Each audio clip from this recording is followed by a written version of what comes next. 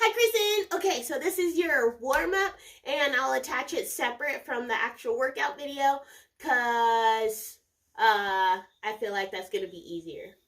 Anyway, here's the warm-up. So we'll start with your open books. You can have both your knees bent and even with your hip, or you can do one on top of the other. This way is a little bit tougher, but might feel a little bit better. But I want you to actually bend this top elbow like that and leave this hand out, and you're going to rotate back with an exhale as you go.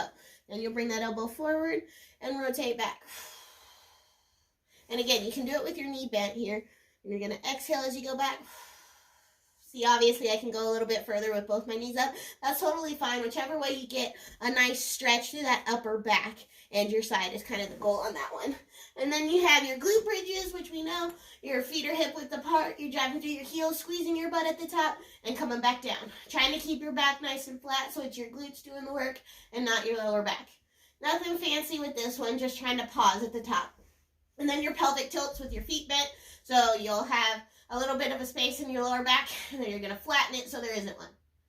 And then a little bit of space in your lower back when you relax, and then flatten your lower back so there isn't one. Pausing at the end of that for that one. And then we have our cat-cows. Hands under your shoulders, knees under your hips, pushing up through your shoulders, spreading your shoulders out nice and wide, and then drop your belly to the ground and bring your chin up. These ones nice and slow and controlled. Exhale as you come up. Inhale as you transition, and then exhale again at the top. Trying to release all that tension in your shoulders and also get some mobility through your low back. Then we're going to do a reach back. You can either do it with your hand behind your head like that, or I found that it's a little bit tougher if you bring it behind your low back and you get a little bit more of a stretch behind your shoulder as you do that, which is fine. But this way is good too, whichever way is best for you. So those are your warm-ups, 10 of each before you get started.